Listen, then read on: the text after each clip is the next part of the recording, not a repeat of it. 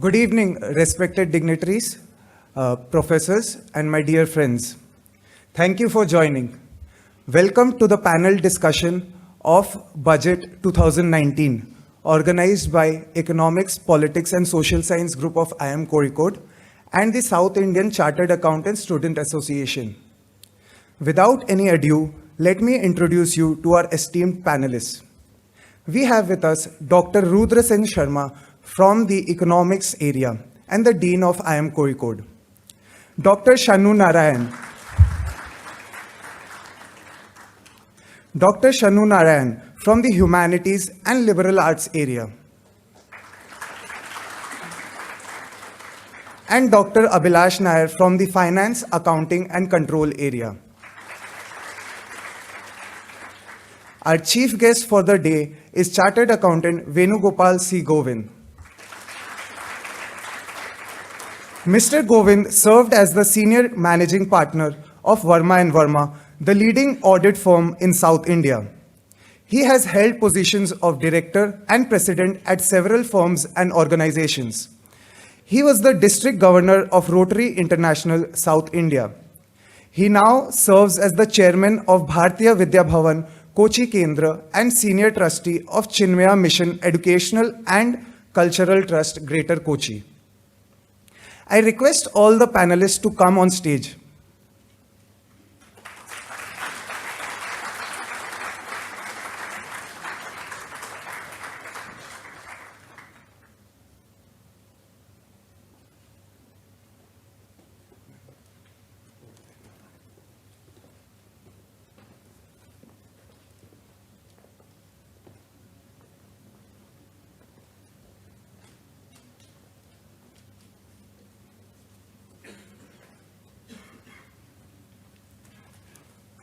I would now request Professor Rudrasen Sharma to felicitate our chief guest.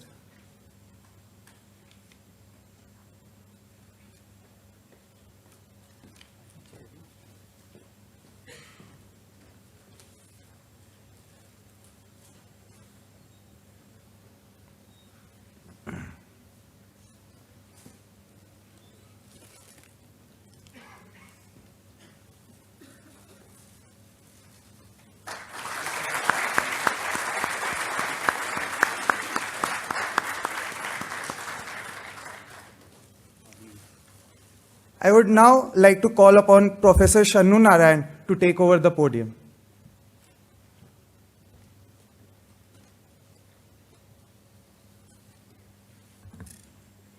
Good evening to you all.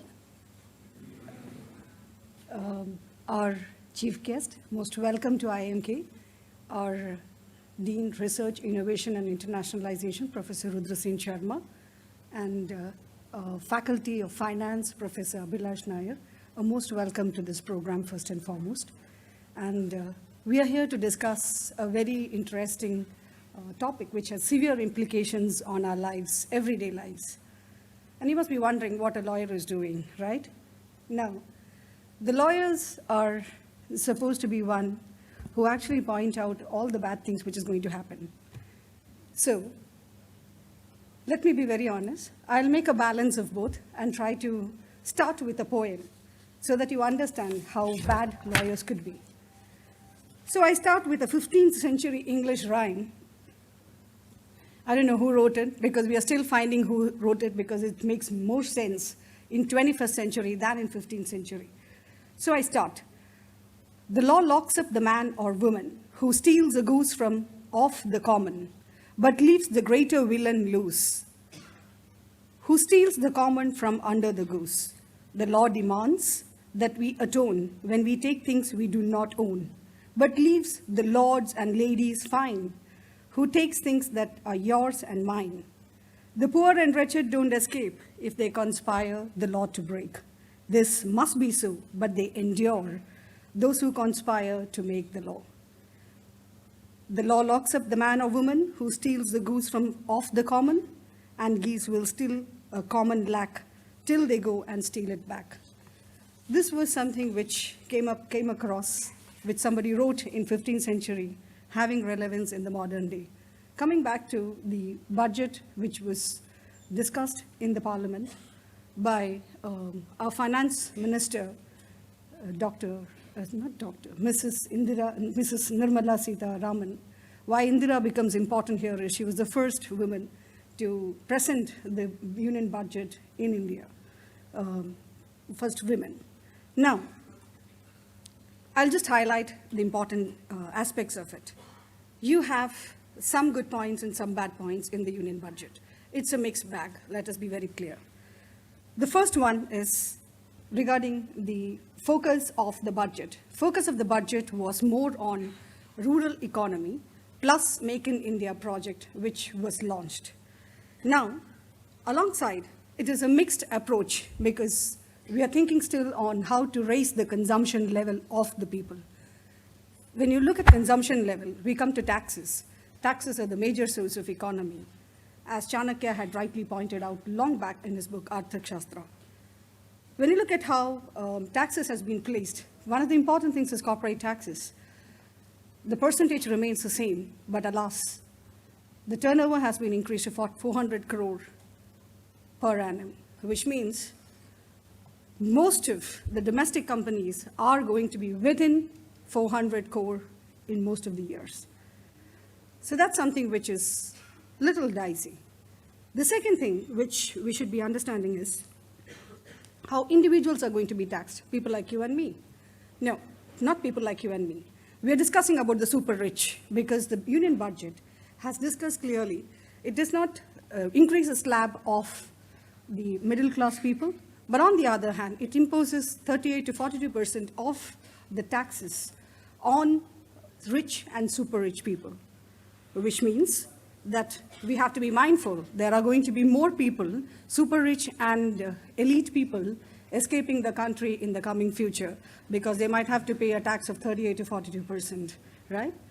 Now, important is the foreign investor perspective. What does he gain, or what is the plus point for them? The first and foremost is there is a deemed increase in the statutory limit for FPI, which is foreign portfolio investment, in a company from 24% to the sectoral foreign investment plan. There is an ease of KYC, know your customer policy for FPI investors as well. The next is how there is promotion of the startup. We had in the last tenure of the present government, in the last 5 years, we saw that the Make in India policy was something which they really propagated, in which there were 2-3 important features they focused on. The first was manufacturing sector, which means that you need to manufacture in India rather than manufacture elsewhere, and how we can encash that. The second one was not only emphasizing on the manufacturing sector, but also trying to promote a new venture. So a lot of things and a lot of changes had happened in the Companies Act.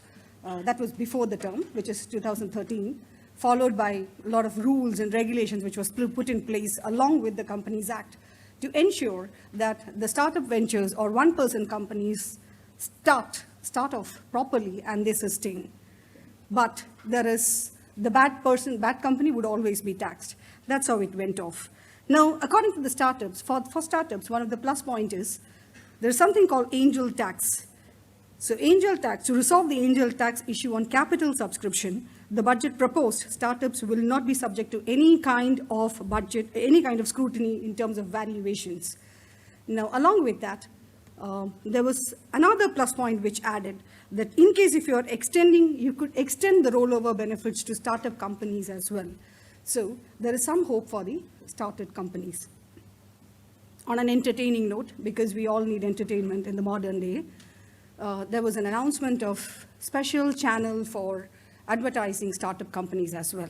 So that is also to promote startup companies in India per se. The next is role of NBFCs. I would not discuss much, but I will just touch upon because I'm more eager to listen to Professor Abhilash on the finance sector and then to know about the nitty-gritties of the same. So, in terms of NBFCs, and in general, banking sector has been given a boost because almost 70,000 crore has been lent or given off, thinking that they would do far better in the coming years. And there was a lot of criticism whether this is too less or too more or too less or something which could be balanced. But on the other hand, 70,000 crore to begin off to help the banking sector, ailing banking sector, I must say, with a lot of NPAs and other problems, to stand on their own would be really beneficiary. The next is, as far as a lawyer is concerned, we have amended labor laws which is going to be proposed. There are a lot of labor laws at present. 2017 Code of Wages Bill was introduced, saying that we need to at least think of consolidation of labor laws so that you have more people coming into the workforce. At least we have pension scheme for them who are in the unorganized sector or who are very insecure in terms of job and other employment ratios and so on. So that at least after 60, they have some pension schemes. That's also been introduced. And there is an emphasis on consolidation of the labor laws per se. Now, there are two things which one must take home when we discuss on budget. The first and foremost is how it is going to impact people like us. And secondly, how is it going to impact corporate sector?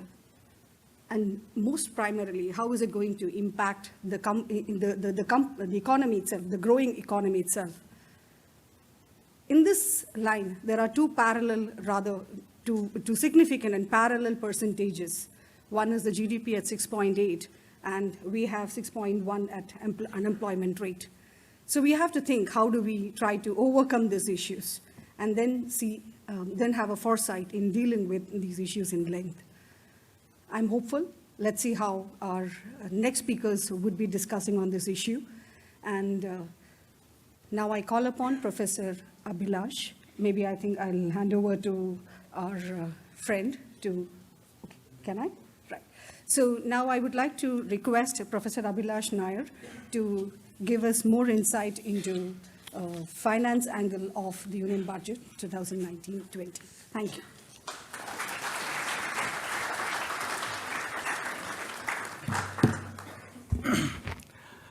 Thank you for inviting me.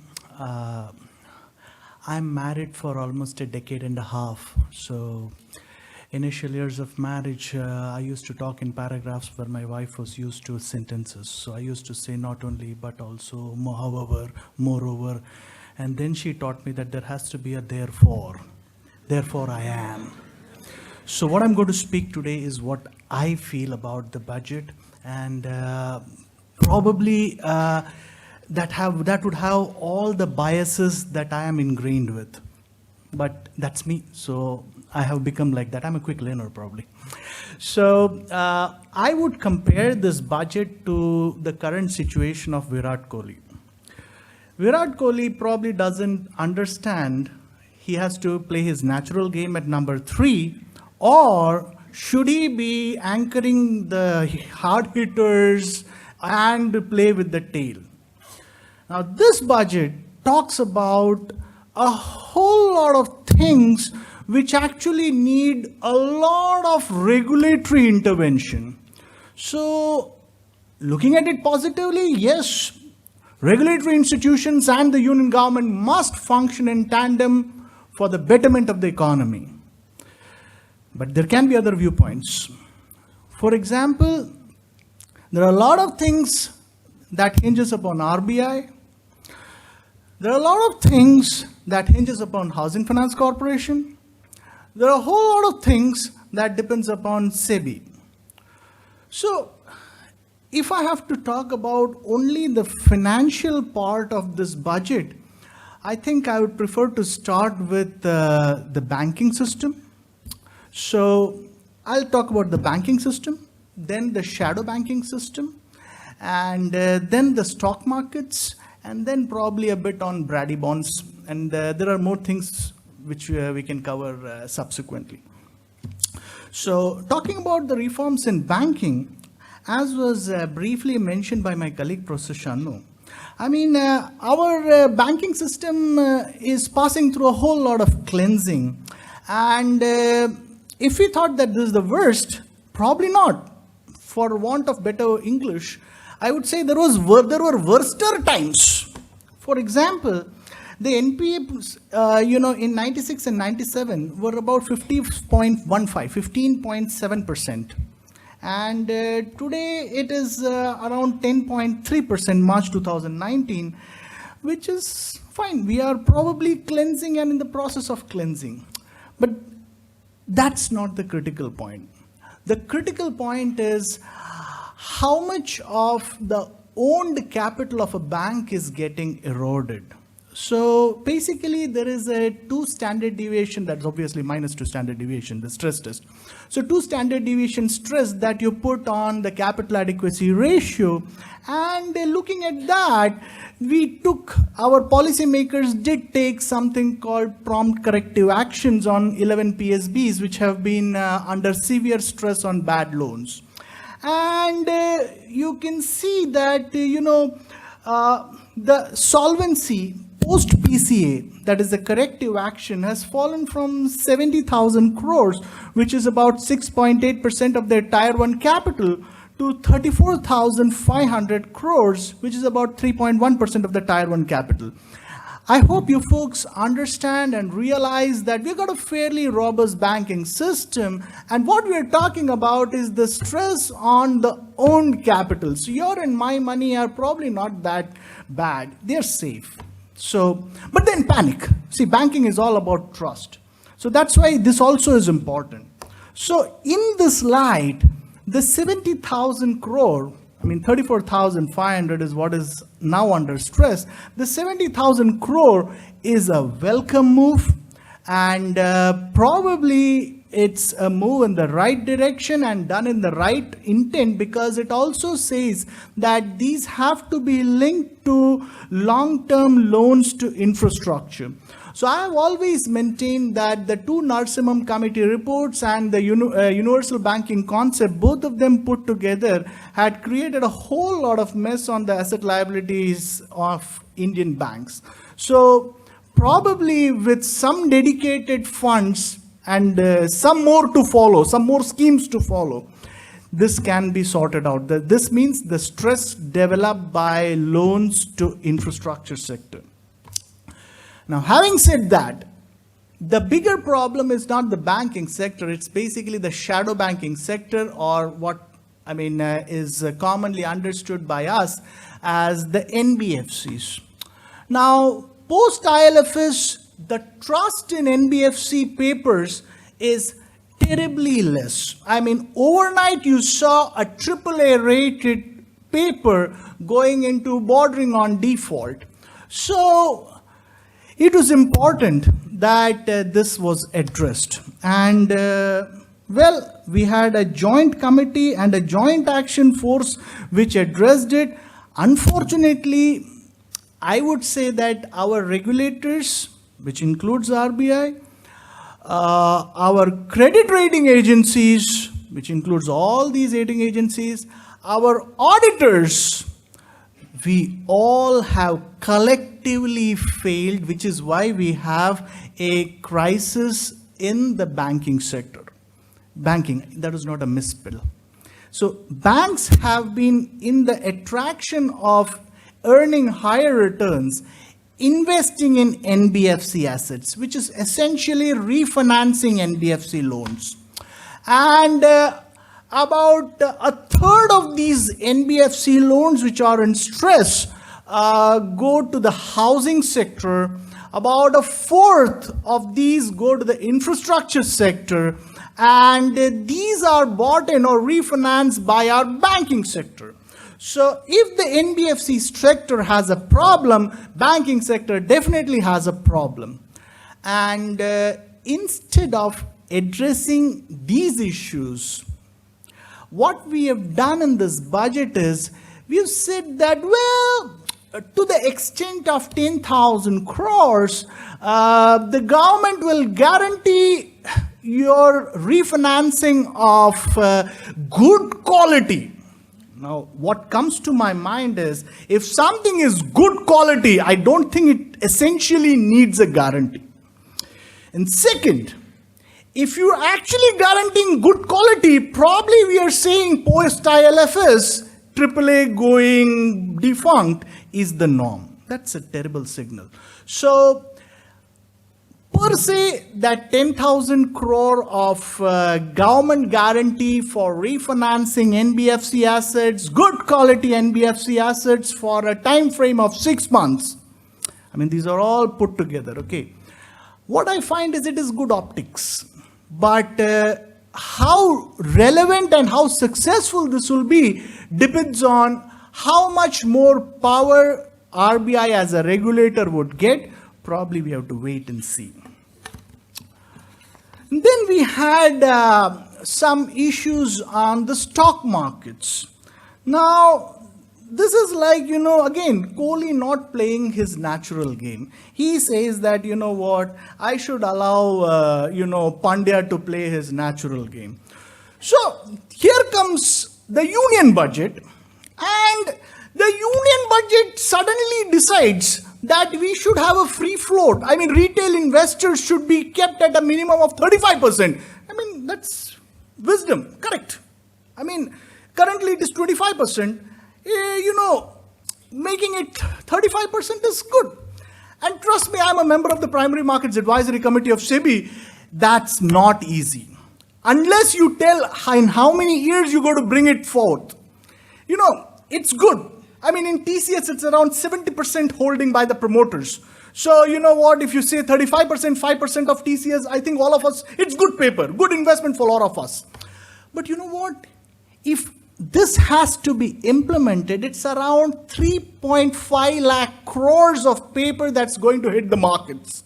Add to it the disinvestment of 1 lakh plus crores. I'm sure that the government has found ways and means of meeting the disinvestment targets the way they have met in the recent past. I mean, they go for repurchasing of shares. You know that, correct? So most of these public sector units, PSUs, they used to sit on a huge pile of cash. Over the last 3 years, they've been consistently repurchasing their own stocks at premiums. And the government has met its fiscal deficit targets. So 1 lakh plus crore, probably they have other means of tapping. But 3.5 lakh crores, if it touches the market, that's a huge number. Chalo, if you have that kind of a vision, I probably would have thought that they come up with, things which would make the markets feel good. And lo and behold, it's like, I'd say my wife is a pure non-vegetarian. So I'm a vegetarian by choice. My wife is a pure, so I used to tease her that anything that moves, you'll kind of eat. So which means this is like anybody who earns, we will tax. What they've done is they have gone ahead and employed a tax on repurchasing of shares. Now, if you don't allow companies to plan their tax, then that's perfectly fine. You don't give DDT, fine. There is a capital gain tax. Anyway, last year you put long-term capital gain taxes. So there are some of these optics which would have probably made the markets feel better.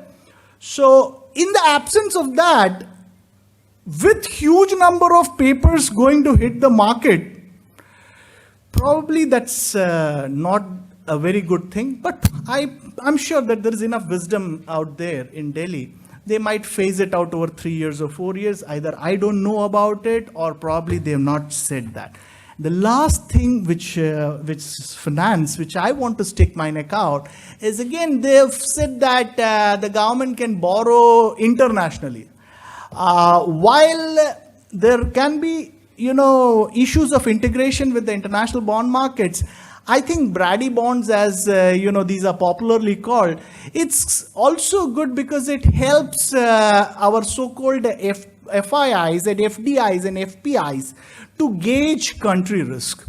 There is continuous assessment, and probably there is a neutral body, there is a market which actually, because in markets we trust in finance. So the moment we say I don't trust the markets, I think we all lose most of the theories that we teach in the class, or which we kind of practice in the markets. So Brady bonds overall would work as a good regulatory mechanism, and I don't think they'll be too significant for us to worry about the effects on domestic economy. So let me summarize. It was banking, great. It was NBFCs, I don't understand. It was stock markets, I definitely don't understand. And as far as Brady bonds are concerned, I perfectly understand. I think it's okay. So overall, as I said, it's Kohli playing a artificial game so that SEBI bats, so that RBI bats, so that Dhoni bats, and probably we win. Thank you.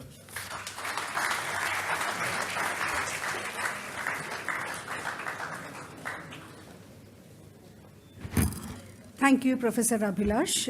That was a very insightful discussion, or rather introduction on how finance, how budget should be looked from a financial angle per se. Now I'm more interested to know how economically it is going to be viable. So let's welcome Professor Rudrasen Sharma for his insight on the Indian budget. Welcome.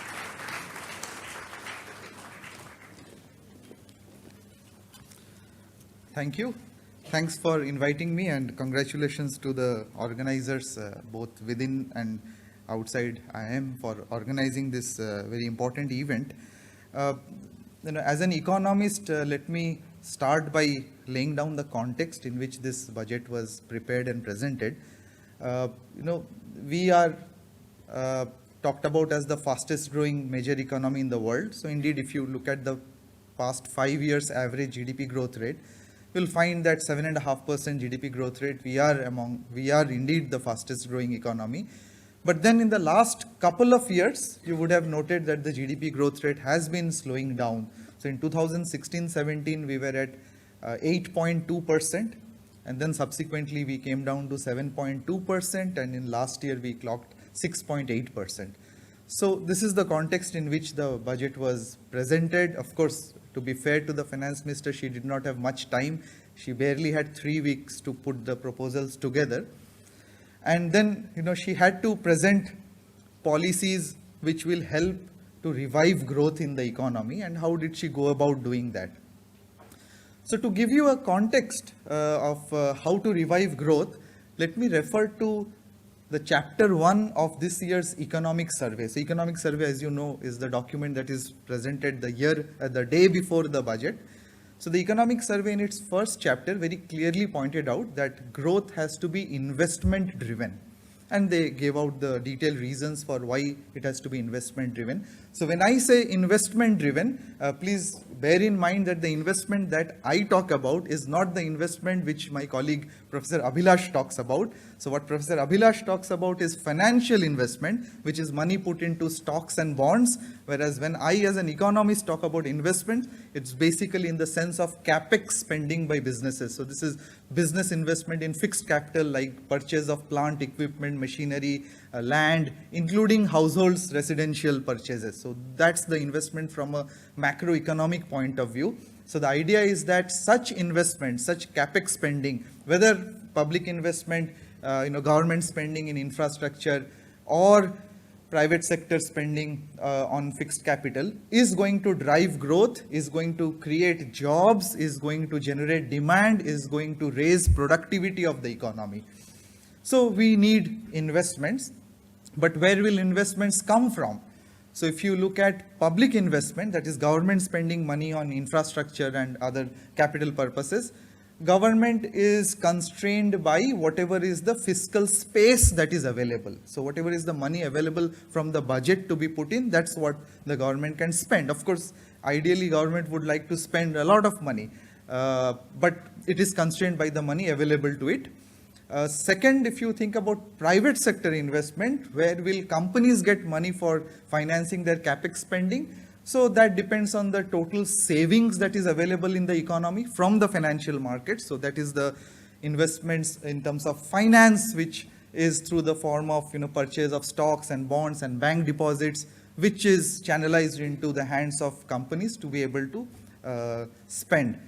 So that, of course, depends on other factors too. For instance, the cost of capital in the economy, the business prospects in the economy. So these are the things, therefore, that the budget needed to fix in order to address the issue of reviving investment, so that investment can lead to growth, lead to jobs, lead to productivity. So in this context, let us see whether the budget has been able to do that, and that I feel would be one way to assess the effectiveness of this budget. So on public investment, as I said, government is constrained by the fiscal space available to it. What I mean is essentially government does not save, government actually dissaves. So government earns less and spends more. So there's a dissaving, and that dissaving is what we refer to as the fiscal deficit. So the fiscal deficit is the excess spending of government over its non-borrowed receipts. So in order to create fiscal space for public investment, the government has to reduce the dissaving so that it can spend more on infrastructure and other, including welfare purposes. So did the government do that? I think it did. So of course it could have done even better, but it did manage to bring the fiscal deficit down. It reduced the fiscal deficit target for the next year. And now mind you, this was under tremendous pressure from many quarters, because a lot of people said that the government should increase fiscal deficit to allow it to spend more, to provide a stimulus to the economy. But to give credit to Finance Minister, she resisted that temptation and she actually kept fiscal deficit under check.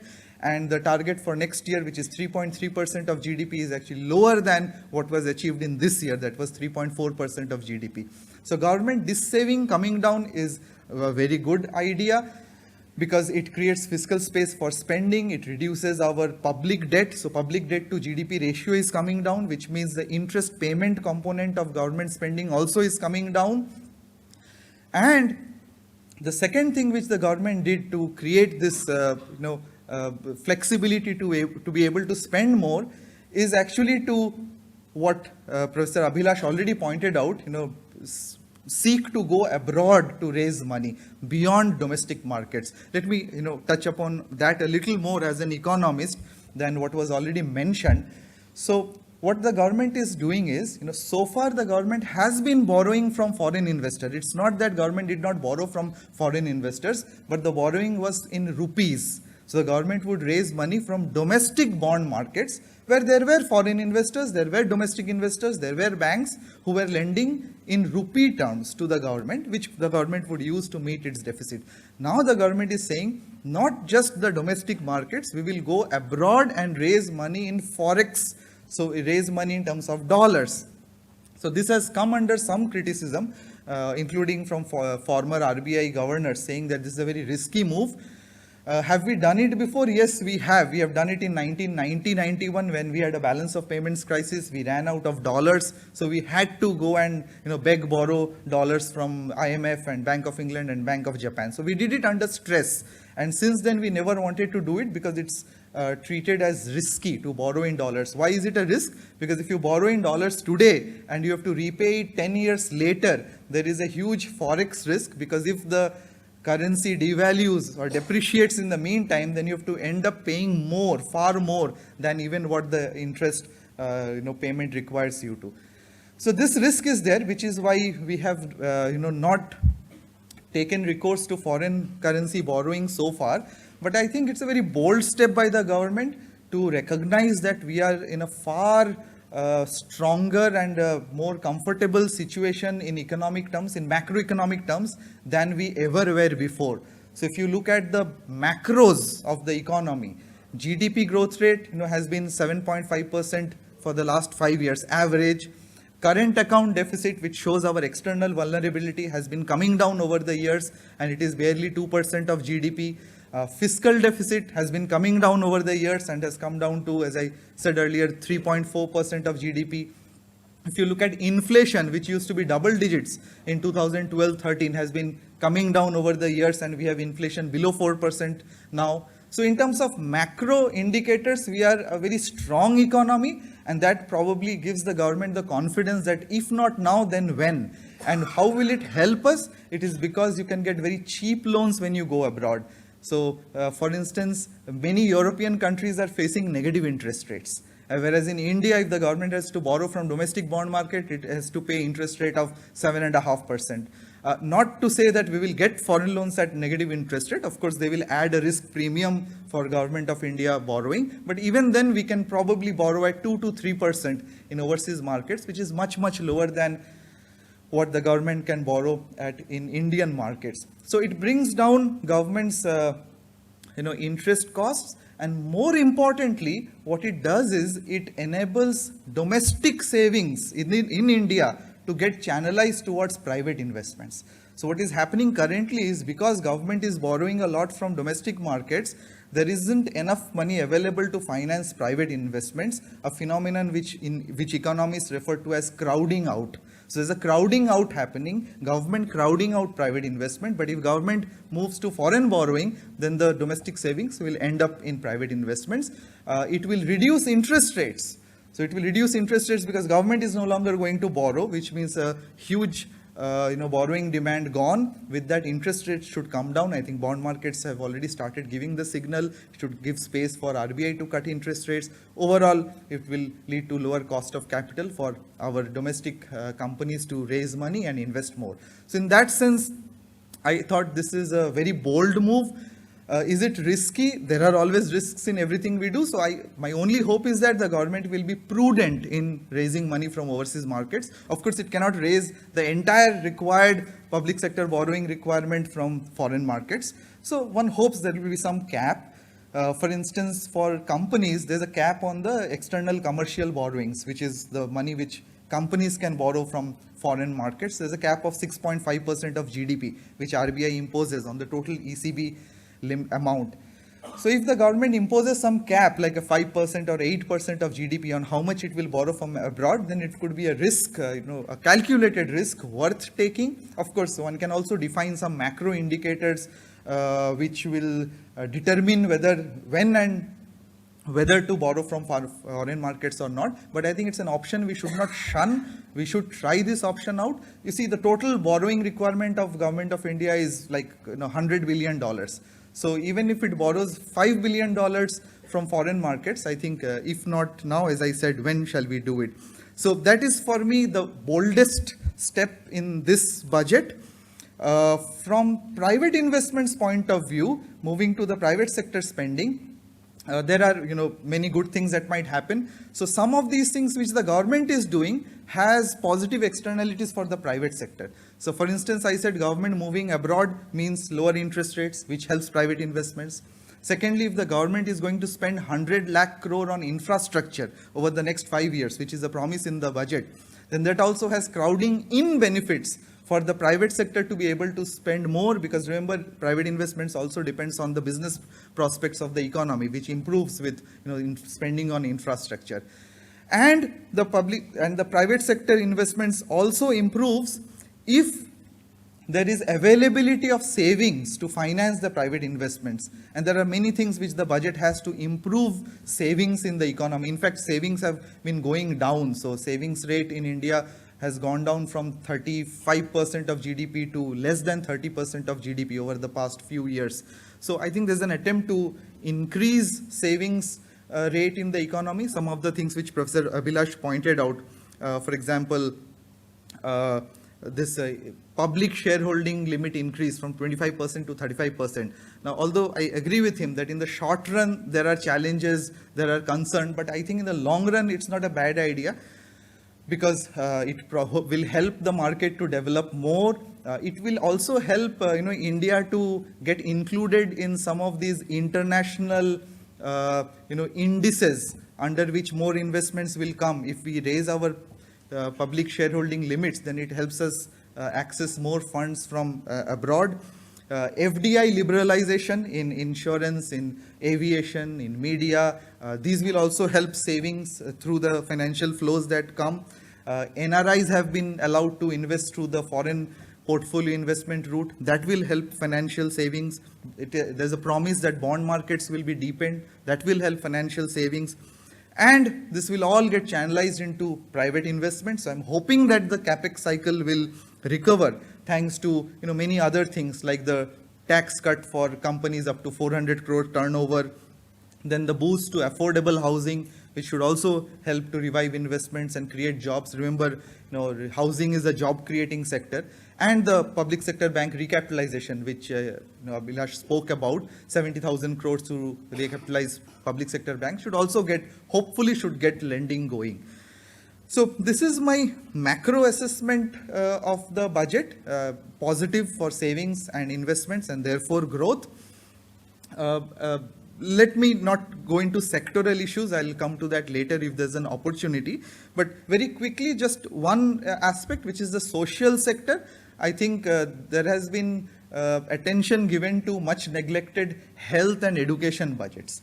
So if you look at the numbers, then there's a growth of 13% in the amount allocated for education and a growth of 16% in the amount allocated for health. So although 13% and 16% growth may not sound transformative, but believe me, these are far higher than what this government in its previous terms was allocating. So for me, that's a positive sign. The budget says that they will be implementing the recommendations of the National Education Policy, for instance, whose draft report was out a few weeks back. So that actually requires a lot more money to be spent on education. So 13% higher allocation in education is a positive sign, because National Education Policy has a lot of proposals to improve use of technology, use innovative methods of teaching, vocational education, teachers training, etc., which will require investment. So moving forward, education is going to be less about providing more schools, for example,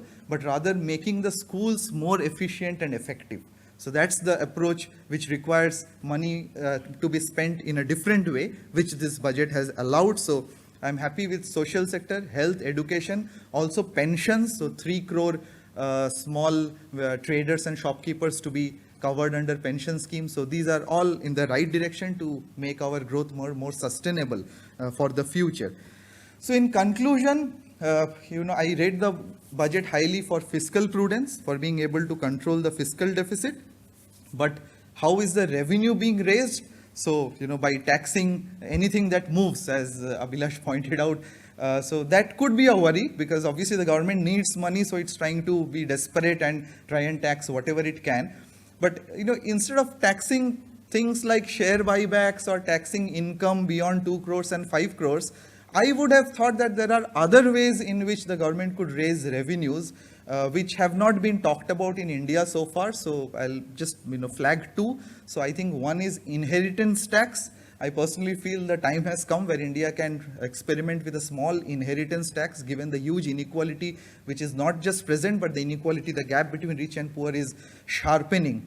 So inheritance is not a money that I have earned, and therefore it is a fit case for taxation to be shared for the greater good. So inheritance tax is something which can be tried out in future. Agricultural income tax, which is something which should be tried out at least for very high levels of income. That is something one can try. And third and lastly, public sector disinvestments. So, the government says 1.05 lakh crore of disinvestment proceeds, but I don't think the government's heart and mind is really into disinvestment. So this disinvestment which the government is doing, even in its previous term, was really to raise money somehow by either cross-selling among PSUs or trying desperate measures to sell shares and raise money. I think disinvestment requires conviction, that if the government believes that the business of government is not to do business, that is what should drive disinvestment, and not short-term temptation to just raise money through sale of shares. So either you decide that government should not be flying airlines, government should not be running hotels, and therefore you sell off stakes, or you do not do it. So this is very short-termism in my mind, the way disinvestment is done just to meet a certain target. Last word on the $5 trillion economy target. So that's the vision which Prime Minister has laid out, and the budget has taken that very seriously. Now, $5 trillion economy, honestly, it's a very, very easy target. Nothing much needs to be done. You can just check on an Excel file. If India is currently a $2.9 trillion economy, you just apply 11% compounding rate of growth. You will see that within 5 years we will cross $5 trillion. So all you need is 7% GDP growth rate in real sense and a 4% inflation. So 7 plus 4, 11% nominal growth. So can this budget help us to achieve $5 trillion economy? Yes, the budget has enough to help us chug along at 7%. But honestly, I don't feel that is ambitious enough. A government which has this kind of a mandate and a country which has seen 8.2% GDP growth rate even 2 years back, we should have even higher aspirations. And I hope that, in the years to come, and particularly in the next budget, will be the first full budget of Nirmala Sitharaman. We will see many more transformative policies and more ambitious vision that we have seen in this budget. Thank you very much.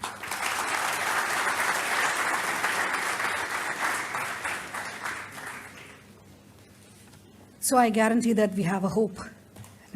So moving on to from what Professor Rudru has clearly mentioned to us in terms of investment and taxes, the two major forms of rather growing economy per se, how the budget has actually allocated in terms of infrastructure and industrial development and focusing on the social sector, health, education, higher education, and so on, especially, focusing on how foreign students could be brought in India, and then we make a complete infrastructure for their development per se, have also been discussed at length in the union budget. One of the plus points which I forgot to mention was environmental friendly approach of the budget, which emphasized on e-vehicles. Maybe we are more worried about our climate change our greenhouse emissions. We have to make it at level and so on and so forth. So now we welcome our chief guest, Mr. Venugopal Govind, to hear from him on the taxation aspect. Benjamin Franklin rightly said long back, in this world nothing is certain except death and taxes.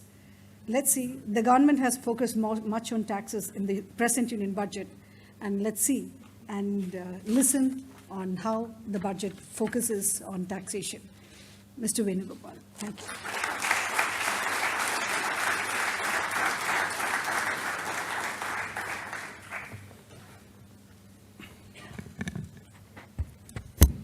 Honored Dean Dr. Rudrasen Sharma, Madam Shannu Narayan, Professor Abhilash Nair, all the distinguished professors, chartered accountants, students. I'm very happy to be with you all on a fine evening like this. And I'm very proud to be here amidst very distinguished professors from IIM. I've been here a long time ago, many times, especially when Professor Kalra used to be here. I've been here on various programs. So I'm delighted to be back here again on this program. You have had three distinguished presentations from highly knowledgeable professors on different aspects of the budget. Perhaps what remains for me to deal with is about the revenue aspect and some other related matters in the budget. I would like first all of you to know that I will start from where Dr. Rudrasen Sharma left. This budget, the whole focus is on taking the country to a 5 trillion economy. Ordinarily, the purpose of an annual budget is to prepare an annual financial statement of the country. What are the receipts of the nation from various tax revenue sources, other revenue sources, capital receipts, loans and all that, how much money will come into the exchequer during a year, total funds, and how much will be spent on various items. What will be the revenue expenditure? What will be the capital expenditure? And then how do we end? Is there a surplus or a revenue or a deficit? If you look at budget from that point, it is a simple document, financial document, raising revenue, incurring expenditure, reporting to the nation, the results of it as projected, and then also giving the various methods and means how the entire resources required are to be raised in the course of 1 year, and how the various expenditure will be spent sectoral-wise, item-wise for the whole year. A nation's budget consists of some 30,000 pages of documents. It is not what you see here. That's why people have been working for 6 months, 7 months A budget consists of, from every source, all items of revenue receipts, capital receipts, everything is collected, you see, from all possible sources, all expenditure to be incurred for the nation as a whole, huge nation, several times Europe, several times United States. You see, this country you can think of, such a big giant, it is not easy. Gujarat, if it were to be an independent nation, it would have been 5th largest in the world. Uttar Pradesh would have been the 4th largest country in the world. And that is what India is now. So preparing an annual budget is not an easy task. Old days, the whole importance was to report to the nation how the financial performance of the nation will be. The budget purpose used to be that. They will be more focusing on all these numbers, how much of receipts, various items, and how much of expenditure, and how much is allocated for different segments, industry, agriculture, health sector, education, transport, mining, oil, this, that, and all that. And at the end of the day, we get a picture that not even 10% of what is required is allocated to each of the sectors, because that is all that is available. You can only allot what is available. Somehow they will make some little allocations here and there and end with a deficit. A substantial part of the receipt, total receipts, will go for defense expenditure, which does not result in any economic activity, which does not produce any wealth for the nation. Another equally large portion goes for repayment of interest on the huge amount of external borrowings which we have accumulated over the years. In terms of GDP, globally it is now, they say, not very high, but still for us, it is a huge lot of amount which goes out of the small amount of collections that we make. A substantial amount of the revenue collections will go as salary payments. Another substantial chunk will go as pension payments for the central government only. And of the total receipts, a major portion, ranging depending upon how the finance commissions fix it, a substantial portion will go to the states also. And then that is what balance the center is left with for developmental expenditure. And it used to be absolutely short of what is needed. When we talk about the country being taken to a 5 trillion economy, it is not merely the work of the central government we are talking about. We are talking about the nation as a whole. Subsequently, over the years, since budget started getting so much of importance, the budget presentation, as you would have seen, is divided into 2 parts, Part A and Part B. Most of us over the years who have been listening to Balkiwala from old days onwards for several years, we've often felt that the Part A of the speech is a major national document. For example, what the finance minister has to, why should she talk about 5 trillion economy for during the next 5 years and all that, and the roadmap for that. So there used to be a feeling that the Part A of the budget speech has to be delivered by the Prime Minister. It is so very important. Millions and millions and billions are watching. And let Part A be dealt with the Finance Minister. But conventionally, the Finance Minister delivers that. Of course, Prime Minister's seal is there. So Part A of the budget is a complete document, a roadmap for the growth of the nation. We have to understand it that way. Government recognize that we are the 5th largest economy in the world. We are the 3rd largest in terms of purchasing power parity. We are a very rich nation, therefore. We have got 200 nations in the world.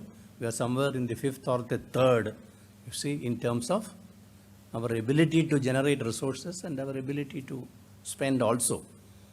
So a nation which is the 5th largest in the world, certainly it is a very rich nation, but then it's a huge population of 1,300 million people.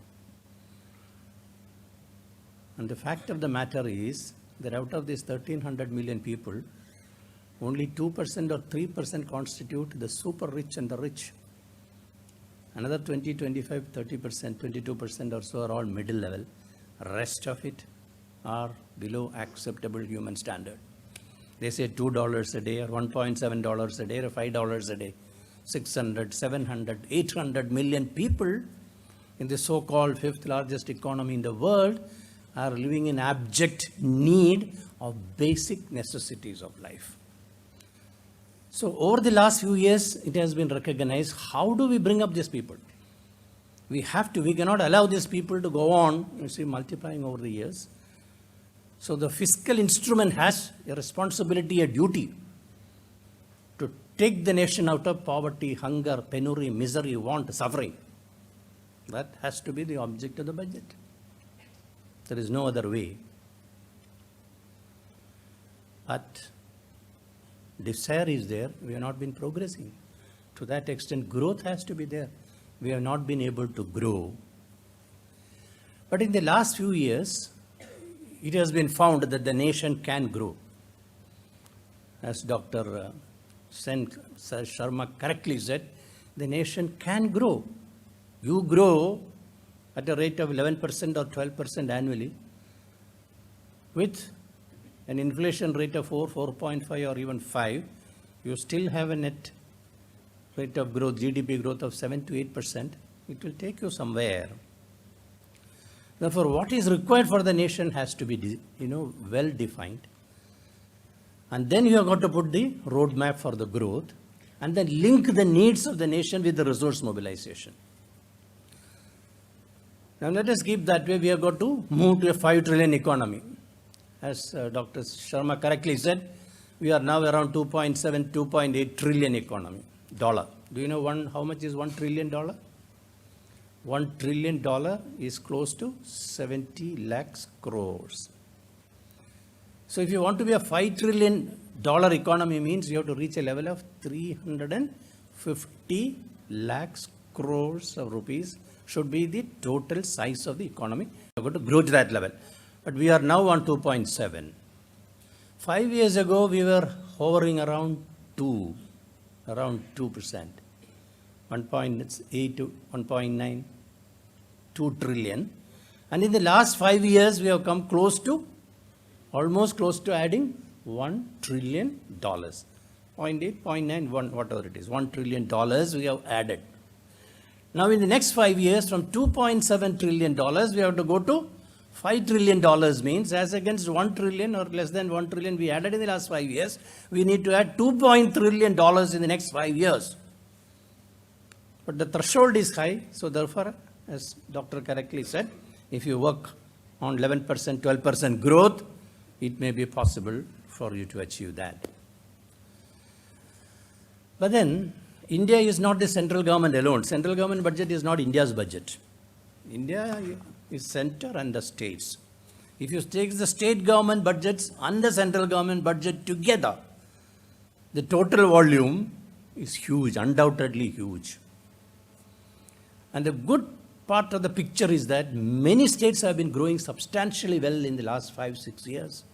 If you have been traveling to some of the states, you will know Jammu and Kashmir with all the problem has been grown so well, 10-11%. Punjab has grown, Haryana has grown, Rajasthan has grown, Gujarat has grown.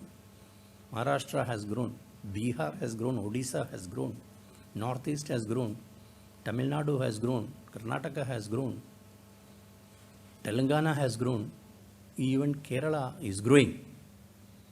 Now each of the states, some of the states particularly like Madhya Pradesh, Bihar, Odisha and all, where base is low, they have a potential to grow up 10%, 11%, 12%, 13%, 14%, 15% even.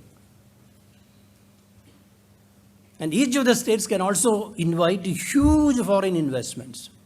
When Gujarat holds investors conference year after year, they get promises for foreign investment like 200,000 crores to 3.8 crores. Karnataka, Telangana, all are inviting. Even Kerala has got, when we had the investors conference 2 years ago, close to 100,000 crores of rupees of investment. So people are looking at India as a possible potential area of investment, and we have got to bring in all those kind of investment for growth. So what is the kind of investment needed for India to be taken to the 5 trillion economy growth? We need to invest, as Dr. correctly said, 100 lakhs crores of rupees in the next 5 years at current price levels. Probably it could be 120, 130 lakhs crore, but we have to raise it. The main objective of the budget, it has been set, is that the roadmap has been set that we have to invest in infrastructure development and related areas 100 to 130 lakhs crores of rupees in the course of next 5 years. It is possible for our country to generate that kind of resources. And well, doctor has talked about various sources. External borrowing. You find in the budget that the government is giving increased emphasis on external borrowings. Sky is the limit for external borrowing. 20 years ago, 15 years ago, we were not even getting 10 crores worth of foreign investments, direct foreign investments. China used to get 60 billion, 70 billion foreign investments. We used to get 10 billion, 8 billion. And we were worrying, how could we raise that? Today, the total investment by non-resident Indians have exceeded the total investment in China by non-resident Chinese. Last year when we got $72 billion, they got only $68 billion. We are above that. External commercial borrowing, direct foreign investments, all kinds of NRI investments, all kinds of investments put together, we have got great potential to invite foreign investments into the country, and we have to work on that. And economy has to be very stable and secure to service that also. So all budgets have to be looked at from that viewpoint for the next 5 years. Is the budget capable of achieving that? As the government has plans and all that for that. And government has identified 10 major areas to be looked into for that kind of a growth, which includes social infrastructure, which includes areas like water resources management, pollution-free environment existence, health sector improvement, self-sufficiency in various areas. All these sectors have been identified as a potential area where huge amounts have to be invested in order that the the nation is able to go up. So now let us look at, as a financial document, at our budget. If you ask me today independently in this background, what should have been a healthy budget for India now? What could have been? I would, as a chartered accountant, put that India should have had a budget of not less than 50 lakhs crores of rupees total receipts. Out of 50 lakhs of crores of rupees, the tax revenue should have been at least 45, 47 lakhs crores. 4, 5 crores can come out of non-tax receipts. The capital expenditure for the country as a whole to reach 2 trillion from the government side also should be somewhere around close to 10, 12, 15 lakhs crore. The revenue expenditure on the various projects have to be something like 30, 32, 33 crores. And well, you can end up with a deficit of maybe 2 crores, 3 crores, 3 lakhs crores, 4 lakhs crores and all that. Now that would have probably reached some kind of understandable sectoral allocations of what is needed for the country now. But unfortunately, the country is hovering around a budget. Current budget says, as against I thought it should be 50 lakhs crores, it is only 16.84 lakhs crores. Total revenue receipt, 16.84 lakhs crores. Income tax receipts, 11.32 lakhs crores. Rest of it, indirect tax crores, tax collections. A nation of 130 crores people, 1,300 million people, only 8.3 lakhs people are paying income tax, out of which more than 80% are paying all small marginal amounts. As Madam referred to the 400 crore in the corporate sector also, some of us were aghast, we were not aware. 99.3% of our companies have a turnover of less than 400 crores. How sad. 0.7% of the companies only have a turnover of more than 400 crores. What is 400 crores of rupees? $60 million. Many international multinationals make it in a matter of weeks or days. And this is the corporate sector that we see in India. Only 0.7% of the companies have a turnover of more than 400 crores. So how much growth has to be there in the public sector, in the private sector and all that? You can imagine we have to go so much forward. Unless they grow, who is going to pay taxes and all that? And you take the total expenditure, you see they have got another 8 lakhs crores of rupees from capital receipts, loan recoveries, other receipts and all that, they make up something like 26 lakhs crore, 24 lakhs crore, and they have got 27 lakhs crores of expenditure. 24 lakhs crores goes as revenue expenditure, only 3.38 lakhs is capital expenditure of the government of India, which is peanuts for government standards, what we want for a size of this country. And we end up with a revenue deficit of 4.48 lakhs crores and a fiscal deficit of 7.011 crores. They somehow managed it, budgeted it that way that the fiscal deficit is brought down to 3.3% of GDP as they have been wanting to reduce. But all these numbers do not take us anywhere. Unless we are able to, now we have to generate activity. Massive activity has to be generated. It will not give 12% growth rate. Inflation probably could be contained at 4% or 4.5%, hopefully in the next 5 years. But to have a general rate of growth of 11%, 12% and all that continuously over the years, in most difficult times, the nation has to rise up and work in unison. And for that, the budget gives lot of proposals. That is all the government of India can do. It is not the government of India alone who can achieve this. All the state governments also have to join hands. If all the state governments together, if all central government together, all the public sector organization, all the private sector together work perhaps, and all of us work, each of us will have to double, triple. You see the value of our services, every one of us. Every aspect of service in the industry, production industry, agricultural, everything has to grow. Now, which will grow is the question. If you look at the economy as a whole, 16% to 17% is agriculture, which is growing only at 1%, 1.5%, 2%, sometimes minus. So badly subdivided land holdings, fertilizers inadequate, not enough water irrigation facility, whole agriculture being, cultivation conducted in a manner we used to do 30, 40 years ago. Technology has not been transferred into the field. Research has not been transferred into the field. Harvesting is not mechanized. We don't have silos to store. 13 to 14% of the food grains are lost either by rodents or pests or transport, distribution. Now, all this has to be pegged. It is not as if we are not producing. We are producing 285 million tons of food. We need only 272 million tons of food grains and cereals for this nation. When we were in college 40, 50, 60 years ago, we wanted 80 million tons of food and India was producing only 45 million tons. We have to get 25 million tons under various foreign aid programs. In hostels, we never used to get even ration for 3 meals a day, 2 meals a day. That was the days in 60s. We have come forward now. But we have to grow. Now, this is not the potential for India to grow. Every nation, including China, France, USA, Japan, Vietnam, the agricultural productivity is 2 to 3 times what they are raising from 1 hectare of land as compared to what we are raising. So if we modernize agriculture, 280 million tons can be transformed very easily into 350 to 400 million tons. And we would have so much of agricultural surplus, more than 100 million tons to be exported. The revenue will come all by itself.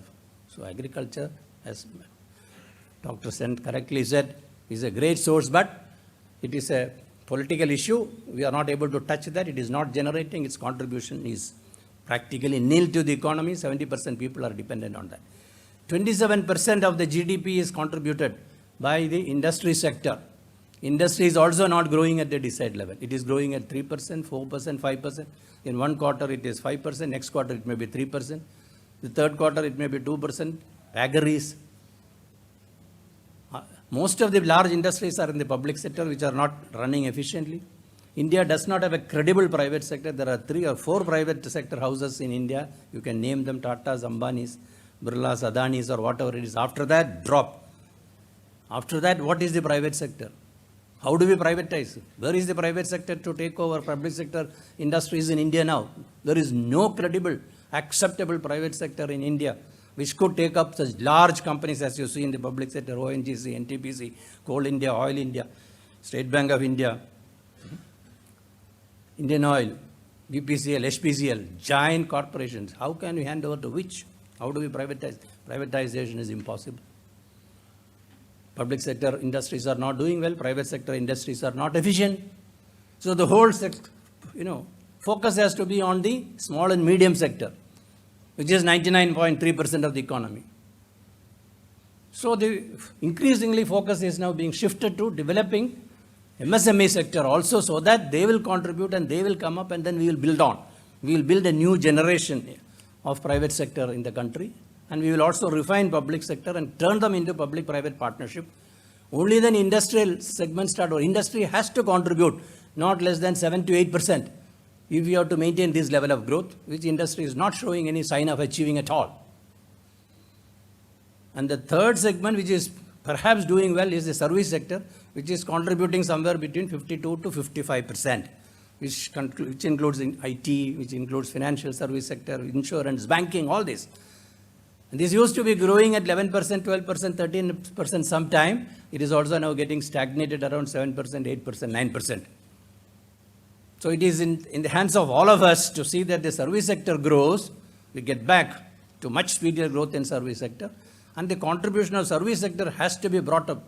In countries like Japan and China and all that, manufacturing is the engine which drives the growth. But in India, for the next 5 to perhaps 10 years, service sector has to drive as the engine for growth, and we have to work towards that. And if you can make the service sector grow at least 10%, 12% annually, it should be possible for us to raise the kind of revenue that we are looking at and the GDP growth that is possible.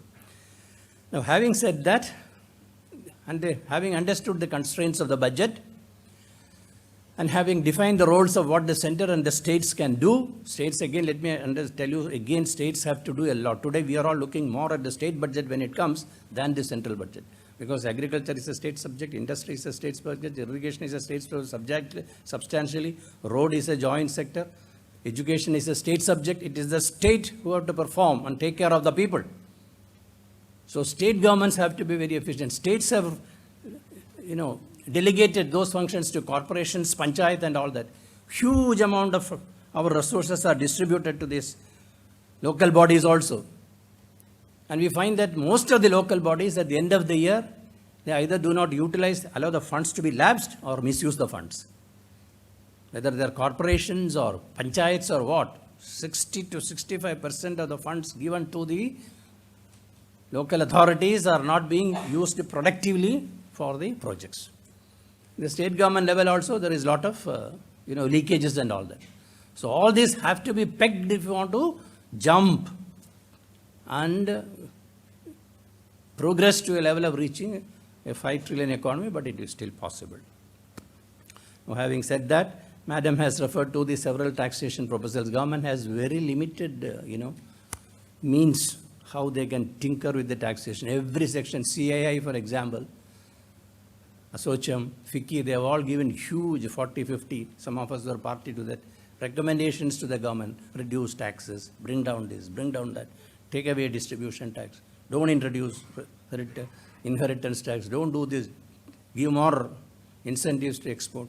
International financial service sector, give total exemption, allow all the losses to be carried forward for several years.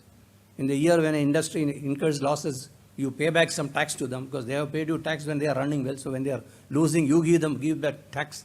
As there are situations like in Germany, you see, the demands from every segment is increasing, and government is not able to raise resources as they want. But as was explained, Madam Sitaraman has done some little things. Most importantly, as was referred to, companies up to 250 crores had a tax slab of 25% as against 30. That she raised to 400 crores. So 99.3% of the companies are now exempt.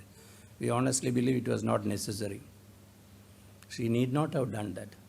The United States now, you see, government is seriously thinking. All those who earn more than $10 million annually, they have to be taxed at 70%. Because the United States is running into a deficit economy and Trump wants to stop that. All individuals who have a net worth of more than $50 million have to pay a wealth tax ranging from 30% to 50%. committee's recommendations. That is how they are going there. But we have, as I said, this 1% in this country who receive remuneration like 30 lakhs crores, 40 lakhs crores, 50 lakhs crores annually, paying tax rate of so little. And many companies, they say tax rate is 30%. No company pays tax at 30%. With all the deductions, reliefs, rebates and all that, normally for Indian company, as we know chartered accountants, the effective tax rate is between 18 to 20% or 22%. So if at all, for companies in the higher bracket, there is only a case for enhancing the tax, and they need to contribute. Someone has to contribute to that. So therefore, some little items have been done for individual. Quite a lot of reliefs have been given, 1.5 lakhs of rupees deduction. Additionally, for houses up to 45 lakhs, which loans of which have been sanctioned before 31/3/20. If you buy an electrical vehicle, but an electrical vehicle is costing 25 lakhs now, the cost has to come down below 10 lakhs of rupees. If electrical vehicles is to be purchased, you get an interest deduction of 1.5 lakhs of rupees. Like that, here and there, so many deductions have been given from the personal taxation side, but that is not going to, very much affect. And generally, the personal rate of tax is also on the lower side. But corporate tax, one area which could be customs duty and excise duty has virtually gone out of government's hand. You cannot increase customs duty anymore. Donald is sitting on our neck and insisting that we have to still reduce. And government is under serious threat to reduce. So in that context, it is not possible to increase customs duty beyond a point. But in respect of certain competitors, you will see more than 100 items, customs duties have been slightly increased here and there. GST could be a very effective area of collection. By now, we should have been collecting 130 crores of rupees of GST every month. But 1 or 2 months, we crossed 1 lakh crore, but now it has fallen down 1 lakh crore rupees. I think a large part of our businessmen have been evading GST very substantially. Government has to work on that. This is not the level at which the GST collection has to be achieved. So we have to work on the GST collections more importantly. And for export sector, some benefits have been given. Real estate sector, some benefits have been given. Automobile sector, some benefits have been given. Taxation as a whole, if you find, not much in the direct taxes segment, but offshore funds, some exemptions have been given. But looking at the whole scenario, you find some balanced steps have been taken for giving the required relief to the corporate sector, and also some eligible reliefs to the individual segment, and thereby the budget is sought to be balanced. So overall, if you look at, though it is not very promising, it is not very progressive and all that, it is fairly a balanced budget, but more importantly, it is a document which opens up, for the road map for how the nation has to grow in the next 5 years. Let us hope the country will be able to achieve that. Thank you very much.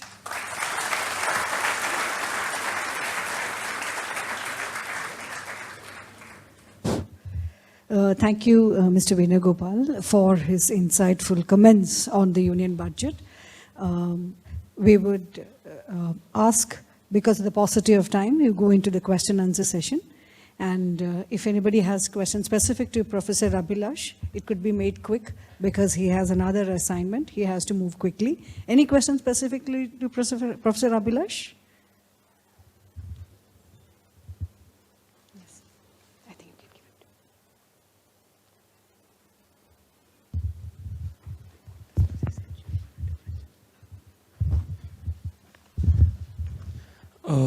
it. Hello, sir. Can you once again explain what is precisely meant as shadow banking? I just wanted to know the concept. See, banks have a limitation to access certain investments because of norms. They have prudential norms as how much to invest in a certain sector. Now, what happens is NBFCs, which are NBFC sector is called the shadow bank. That's actually the less regulated entity. So NBFCs end up investing in these segments. Specifically, the current crisis is because, as you know about Devan Housing, there was one fund house which actually led to a huge drop in price of this particular NBFC. So basically, NBFCs have relatively less regulations on the sectoral exposure, company exposure, and as a result, you have NBFCs which are, focusing exclusively on certain sectors. And their vulnerability is very high, and their notes or their instruments are being refinanced by normal banks. So what happens is the bank actually ends up owning up that responsibility in addition to the bank's exposure to that sector. So if these NBFCs fail, the banks also fail. So these NBFCs are what are called as shadow banking sector. This is not new. I mean, China has a multi-layered shadow banking sector.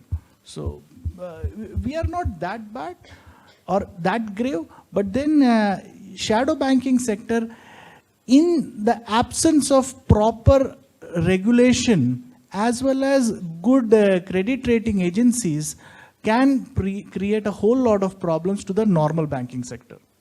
So which is why I highlighted that, overnight you have a AAA rated instrument, going into default. So that sort of loses, the people lose trust in that kind of rating.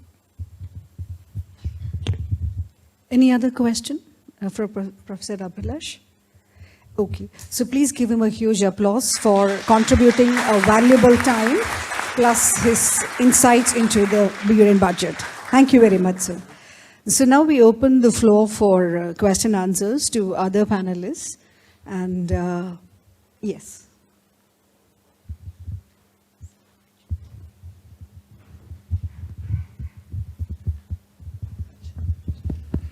Hello, my question is to Professor, Venugopal, Govind sir.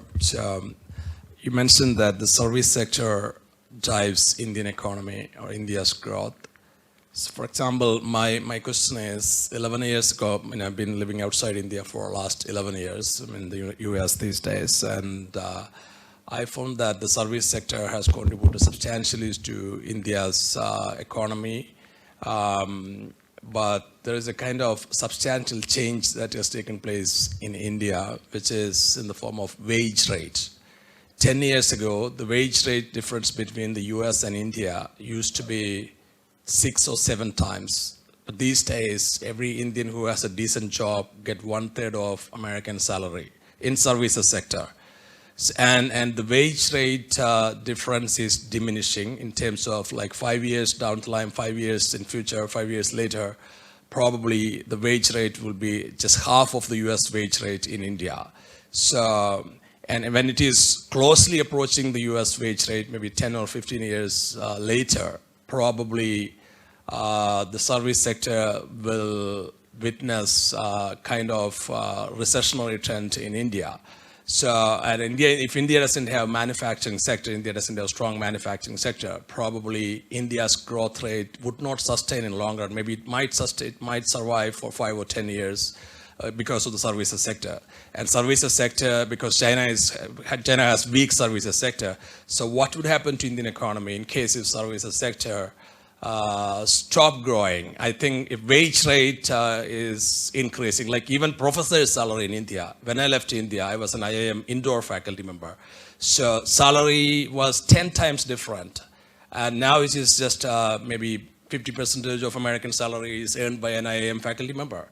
So a lot of changes. This is also services sector, IT sector, almost half. Bangalore people get the same kind of salary like American salary, at least 50%.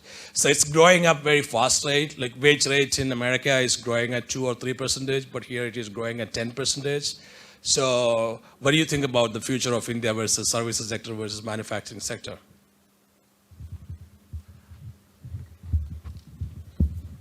You see, there are several factors to that. First of all, we have to look at the wage rate pattern with reference to the purchasing power parity. So we should not compare the wage rate in the United States or even the progression in the wage rate in the US with that in India. That they have also understood that. The reason why Indians are paid less all over, it is the case like that. When they hire the Indians, you see, they lure them and then they negotiate with them. And they offer them twice or thrice what they are getting in India, which will be much less than what is to be paid in United States, according to their standards. Apart from that, recession is a main factor. See, IT sector has been growing. We had a dominance, we had a prominence, but that is now being taken over by various other countries. So many other countries are getting into the IT sector. The whole market is becoming competitive. Your services have to be, made available at an acceptable rate. So the most important thing is sustenance now. Even in the domestic market, we are facing huge competition, even in terms of services. Others are setting up. Service sector, for example, 10 years ago, we did not have so much of multinationals in India now. Now practically almost all segments are being taken over by them. And it is not enough. They want to open it up further and further and further. Insurance sector has to be opened, media has to be opened up, entertainment has to be opened up, banking has to be opened up. So when you open up sectors for foreign investments, you see, they have their own manner of structuring the wage rates and all that. So the only way for us to ensure is that we need to be competitive in the services sector. We have to identify which are the areas where we have our own plus points, minus points and all that, and work on that. IT, for example, you see, when we were growing, there was a feeling that it was all body shopping only. Manufacturing exports from India used to be very less. Back office services used to be substantially the service segment. And all these are slowly disappearing and becoming unproductive. So you need to change. And artificial intelligence have come that has completely changed the way our business is done. Whole concepts of blockchain and 3D printing and machine learning and augmented reality and process automation and all have changed the way how even services are being done.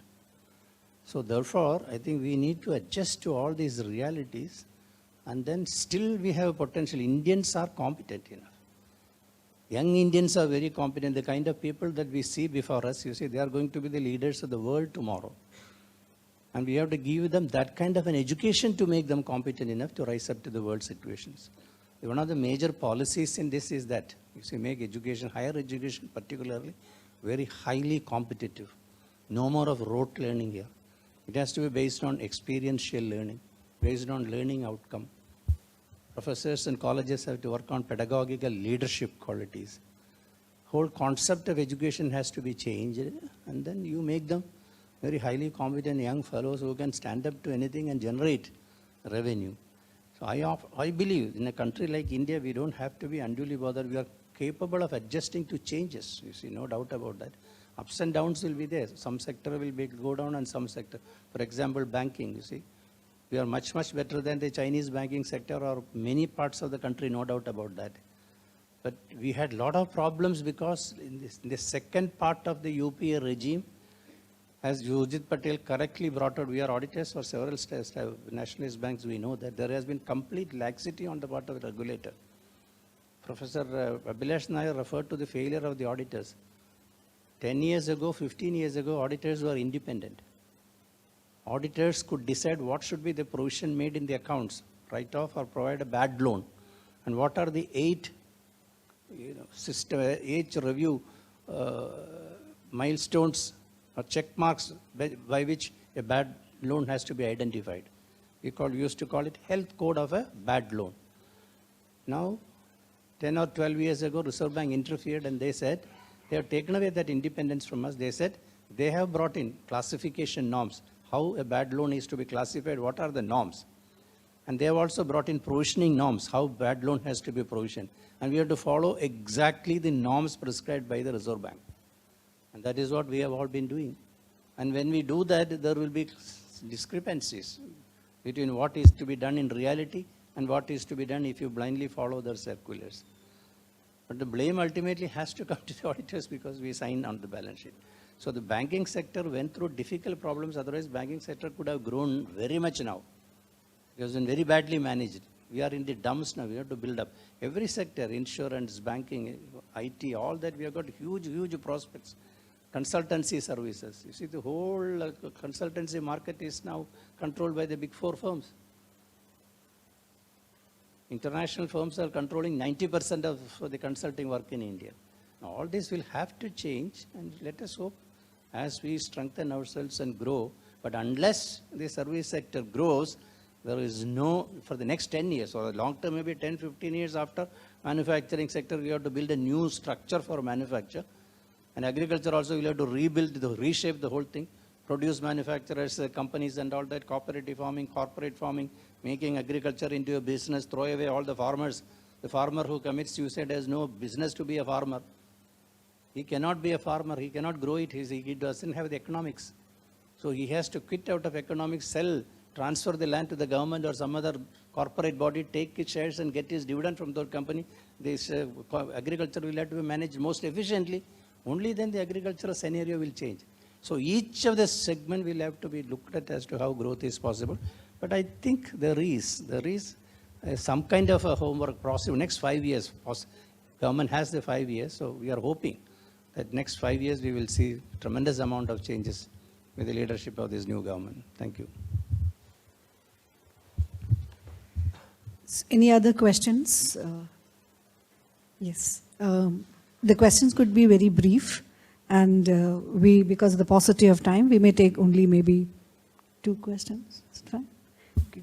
Maximum 2 more questions, please. Yep. Hello.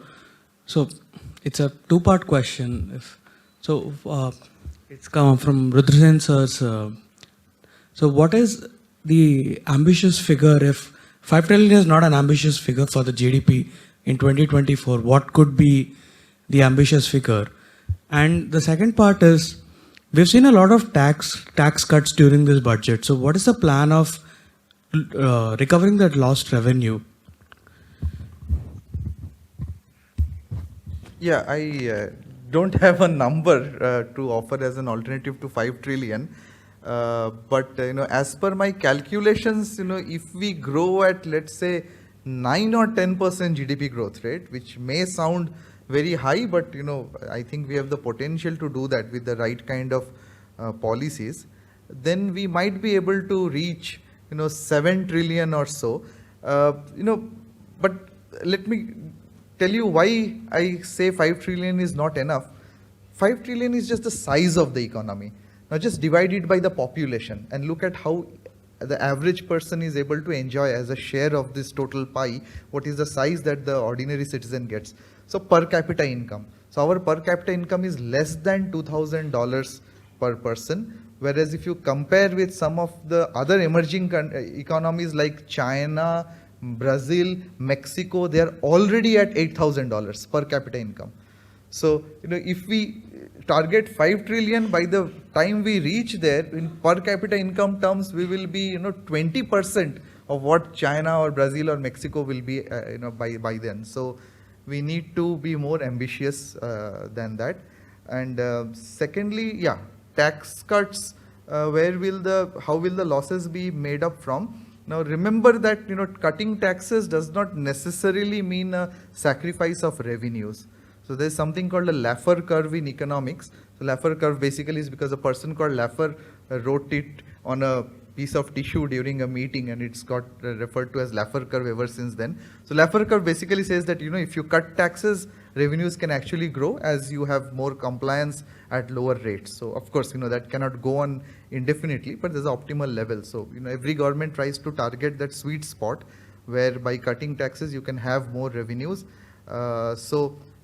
It's not guaranteed that it's a revenue loss. It could actually be a revenue gain.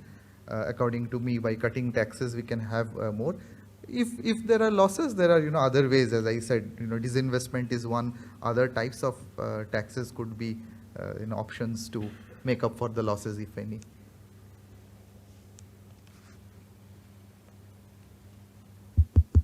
Any other question? This could be the last question. We can discuss over the cup of tea when we meet. Sir, my name is Bhargav. So what about addressing the problem of monetary rate transmission? So we have a serious problem of monetary rate transmission. So at least to spur up the growth in the short term, we just have to solve the problem, right? So what's your view on it? Regarding the monetary rate transmission, sir.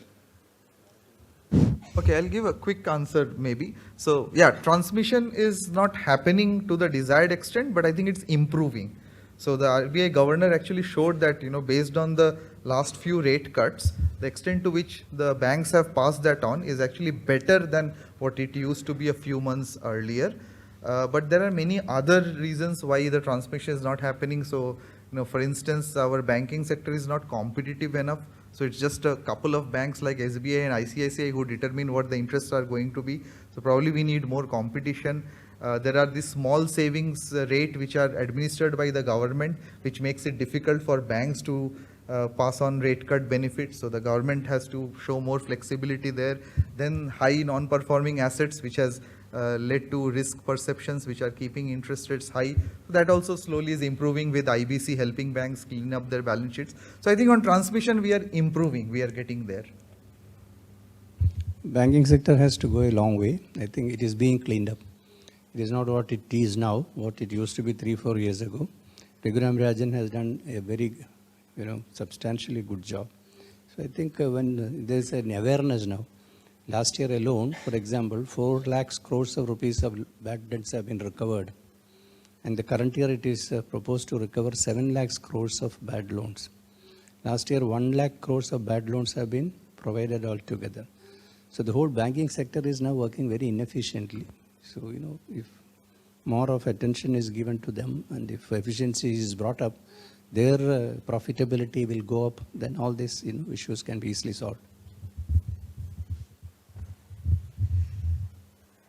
So, first and foremost, before I hand over to our friend, please give a huge applause to both our panelists, the chief guest, and thank you very much, the EPS team, Student Affairs Committee Chairperson, and all the dear faculty colleagues plus students for being here and making this event happen. On the other note, I would like to hope that our country reaches the fastest economy scale at the earliest. And I hand over. Thank you, ma'am. I would now request Aishwarya K. Manoj, Secretary of South Indian Chartered Accountant Student Association, to come up on stage and extend a vote of thanks to our esteemed chief guest.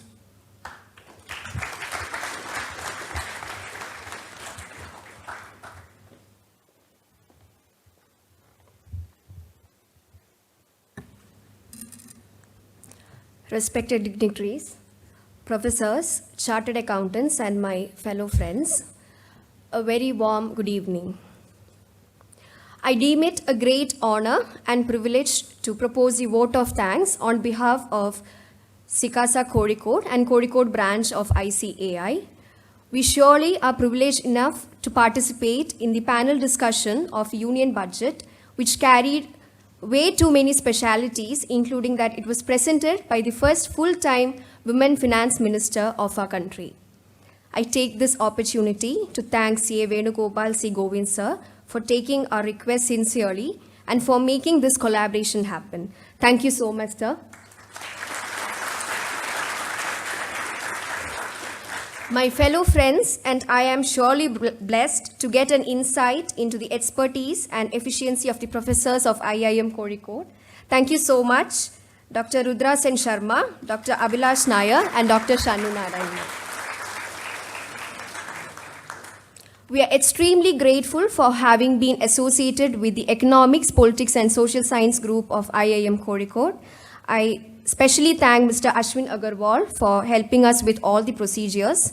Let me also thank the organizers of IIM Kozhikode for all the facilities provided, and also the managing committee of ICAI Calicut and CICASA Kozhikode. Thank you so much.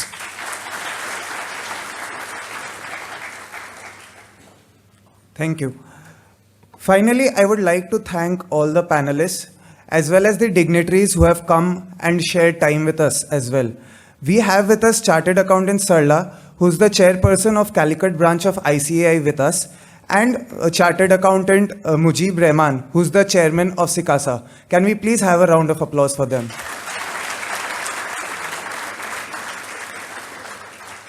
And we would also like to thank Professor Arkam Mateen and Arvind Sampath for coming here and being our guest over here as well.